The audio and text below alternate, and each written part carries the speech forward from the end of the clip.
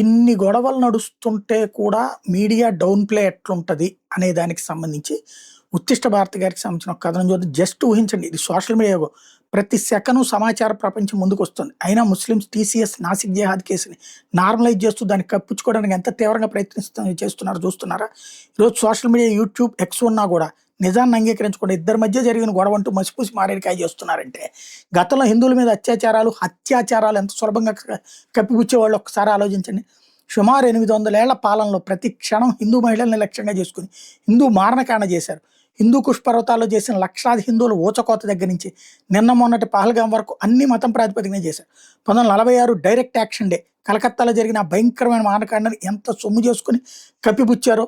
1990లో కాశ్మీర్ హిందూ జనుల మారణకాండ, లక్షలాది మంది హిందువులు తమ ఇంటిని, భూమిని, ఆస్తిని వదిలేసి పారిపోవాల్సి వచ్చిన దారుణ చరిత్రను ఎంత సౌకర్యవంతంగా మర్చిపోయేలా చేశారో. అప్పుడు ఇంటర్నెట్ లేదు, టీవీలు కూడా తక్కువ. వార్తాపత్రికలు వాళ్ళ చేతుల్లోనే ఉన్నాయి. వాళ్ళు కథనాలు రాసేవాళ్ళు, వార్తలు వాళ్ళకి అనుగుణంగా రాసుకునేవాళ్ళు, నిజాన్ని కప్పేసేవాళ్ళు. ఇప్పుడు కూడా అదే జరుగుతుంటే మనం ఇంకా ఎంతకాలం కళ్ళు మూసి కూర్చోవాలి? ఇది టీసీఎస్ విషయం చూసిన తర్వాత నన్ను గ్రహించాల్సిన అవసరం భారతీయులకు ఉంది.